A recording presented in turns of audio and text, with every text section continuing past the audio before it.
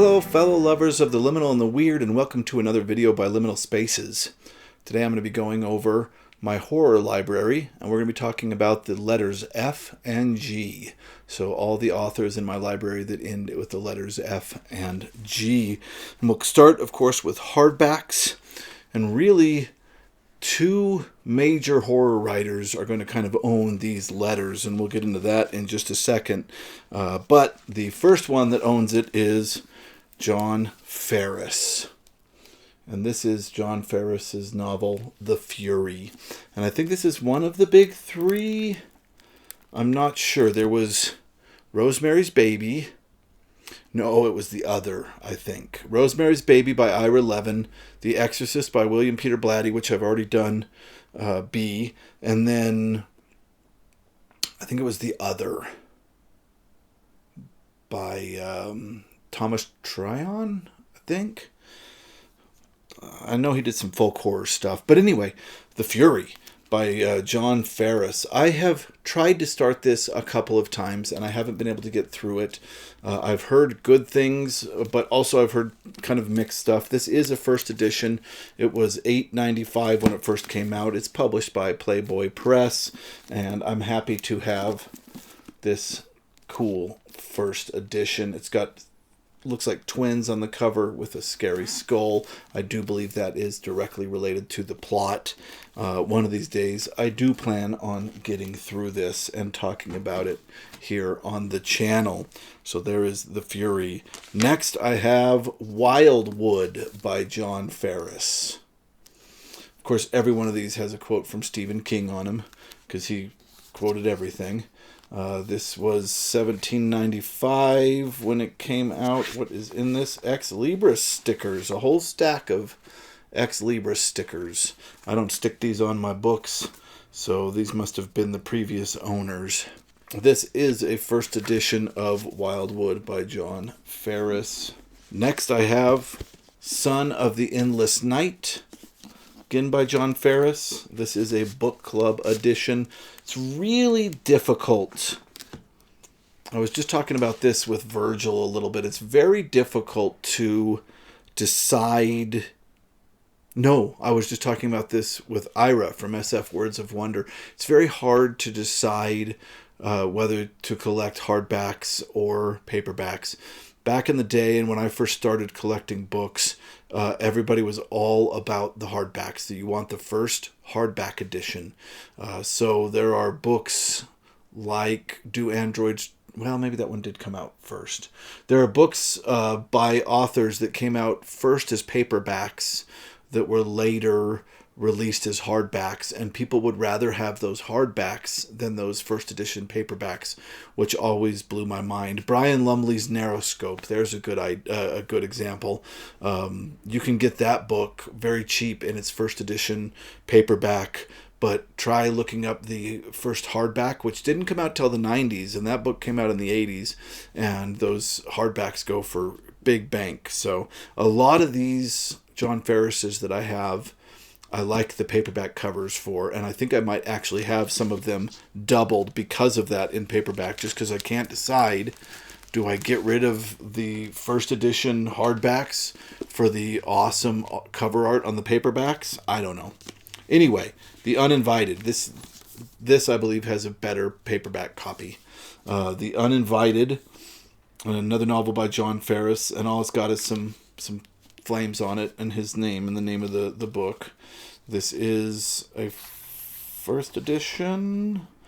Yes, this is a first edition, and it was $15.95 when it first came out. All Heads Turn When the Hunt Goes By, another novel by John Farris. This is a first edition. It was $8.95 when it first came out. Yeah, stated first edition. Really, really cool cover on this one. Horror is so interesting for me because I, just like science fiction, when I started doing antique furniture, whenever I'd go to estate sales or yard sales, I'd just buy up any horror books that I could see, any of them at all, because I loved horror so much as a kid. And I've found a lot of new authors that I didn't read when I was a kid. John Farris is a perfect example. I never came across this author when I was a kid reading Stephen King, Doone Kuntz, John Saul, Edgar Allan Poe, and H.P. Lovecraft and all that kind of stuff. And I want to eventually do the same thing I do with science fiction and read through these and talk about them on the channel. But when it comes to horror, the books are so much thicker that it is so hard to take on, because I would have to make so much fewer videos about these because they're so thick. It's a difficult choice. Anyway, that is all the John Farris that I have in hardback.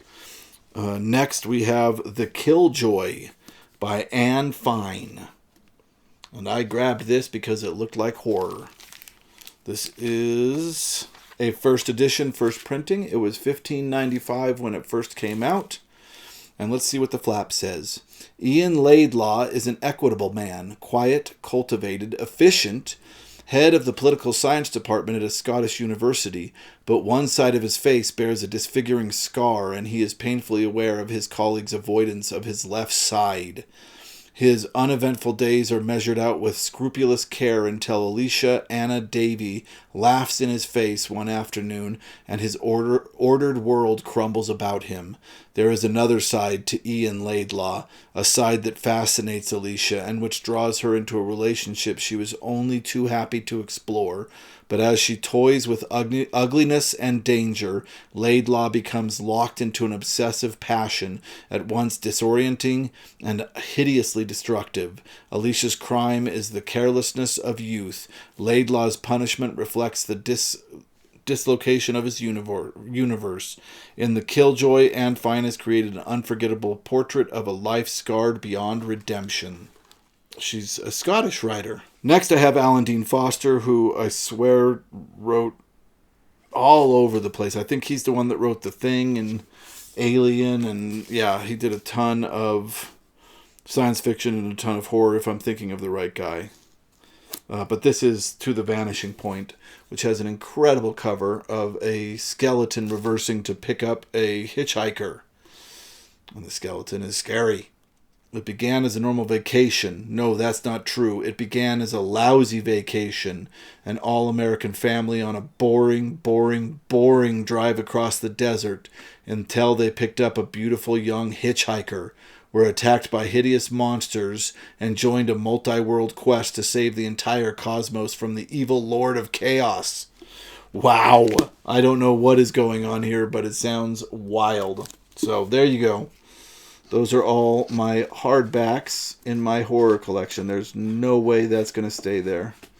Nope. We'll put them down here with this fella. You can't see that fella at all. All right. There we go. All right. On to paperbacks. First we have Nightmare's Child by John Faber. A little boy has lost his mother and found a wild dream of perfect evil. In the Mojave Desert, a child crouched against the dark. His name was Blue, and he knew certain things. Knew the unspeakable horror of his mother's death. Knew the lessons of survival learned from the desert's wild creatures. Then the whispering voice came, and he knew other things as well. That the taste of flesh and blood in his mouth was real. That the dark need that clutched his loins was the devil's own sensual hunger. All right. Scary. This kid's got claws on his hand. Looks spooky. Don't know James Farber. Not familiar with him. If you are, let me know what you think. All right, on to John Farris. When Michael Calls by John Farris. I think some of these might be thrillers more than horror. You'll have to let me know what the perfect Farris is to start. Shatter. Yeah, it says a riveting new thriller. I think some of these might have gone into the territory of thrillers, which I'm not as much a huge fan of. I like supernatural more than murderer thriller type stuff. So I don't know if any of these are actually for me.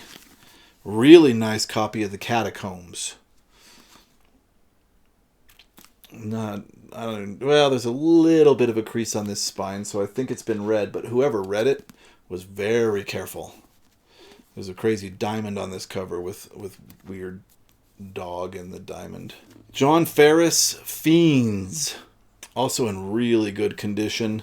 This is a keyhole cover with a, I think they call it a step art? I don't know what that's called. I always called them keyhole covers. Don't know anything about this. There it is. In the frozen pit of blackest hell, death sleeps. Ravishing beyond words, evil beyond our darkest dreams of Satan, her eyelids flutter. Rising from her pit, she wakes her vampire brood and frees them from their ancient graves. Now no one is safe. No one from the unwashed children of Eve. Little satanic horror there. And last but not least, John Farris's Dragonfly. Also a keyhole cover, but not a very interesting one, to be honest. This is one of his later books, I think. Very good condition, again. I try to get the best condition books that I can. Replace them if I get a better condition copy. Alright, that should be all my John Farris. I think we're done with John Farris. What do you guys think of John Farris? Where should I start with him? Are all of his stuff more thriller, or does he get into some real supernatural stuff? Let me know so I can know where to start. The Magus. This is by John Fowles, the author of The French Lieutenant's Woman. Great picture on the cover there of a woman lying in bed with Satan behind her. Shocking, a work of genius, fascinating from the black of death and dark arts to the warm, clear tones of flesh and love and a sunny Greek island. A beautiful, broad loom magic carpet. Interesting. So there you go. So, paperbacks G. I've got Greely's Cove by John Gideon. Says it's the place where your worst nightmares come true. You have been there before if you have ever known fear. Greely's Cove. The first miracle was a joyful one, the sudden cure of a young autistic boy in Greely's Cove. The other miracles were different, stranger, darker miracles like murder and resurrection. Now every man and woman in Greely's Cove is afraid of things that will walk in the night, afraid of the house on the edges of town, afraid of the loved ones they buried in Greely's Cove. Not since Salem's Lot has a novel captured the horrors that live so close to home. Sounds scary. Next we have quite a stack by Charles L. Grant. And the first is Bloodwind. The bloodwind is silent. It grows from hate and fear and jealousy, rising over Oxford Station in a miasma of terror and anger.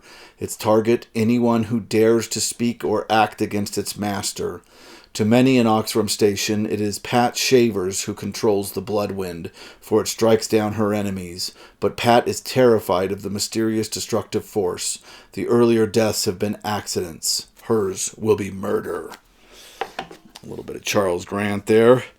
Continuing on, we have The Orchard by Charles L. Grant. Also Oxford Station. That's interesting. A warm evening in Oxford Station, a lovely time for a picnic. If only they hadn't chosen to visit the orchard. It was the last lovely time. The first death seems to be an accident, but there's no doubt about the suicide or the mutilation murder or the horror that seizes the movie theater or the terror that inhabits the hospital or all the fruits of that night in the orchard. So it looks like this is part of a series that deals with Oxrun, maybe as a town, Oxford Station, I don't know. Here we have another by Charles L. Grant called In a Dark Dream. It's an ordinary summer until the dreams begin. Cheryl Erskine awakens screaming every night. She whispers in her father's ear, "Something bad, Daddy." Glenn Erskine's worried about his daughter, but as police chief, he's got the whole town to worry about, especially with Jimmy Hell on the loose. The murderer had been too crazy to stand trial. He'd been institutionalized instead. Now he's cured and coming home. Dreams are hard to predict and harder to control. Cheryl and her family are trapped. Scary. Charles L. Grant's The Last Call of Morning. Oh, this looks like it's in Oxford Station as well. The Last Call of Morning. These covers are just great. I love 80s and 90s horror covers. They're the best. Finally, I have The Pet. So there's my Charles L. Grant collection, ending with The Pet. The next one I have is probably was once a keyhole cover, but now my cover is ripped off, so I'll have to find what it looked like. All I have is the picture on the splash page here underneath the keyhole cover. This is by Diane Guest, and it's called Lullaby. It was a house of many secrets, and it was called Land's End. Her dying mother's request brought Rachel back to the huge, rambling house, and back to the painful memories of her childhood. But Rachel's new husband and his daughter loved the old mansion, and Rachel knew it was time to bury the past. No one could feel the presence of death lingering in the empty nursery. No one could hear the cries of loneliness or the whispers of fear, and no one could see the pale, anguished face of a frightened little girl. No one, except her husband's younger daughters. Now they've found a new playmate. Lullaby. So I prefer, I think I've talked about this before on the channel, but I prefer supernatural horror. So you'll see as I've go through this horror library that I've culled a lot of the non-supernatural books out of my library. So most of these will have some kind of supernatural theme going on. Yeah, this is a pretty beat up book, but it sounds like a story I'd really enjoy, so I kept it. Nowhere else to put it there. But that's the last of my G's.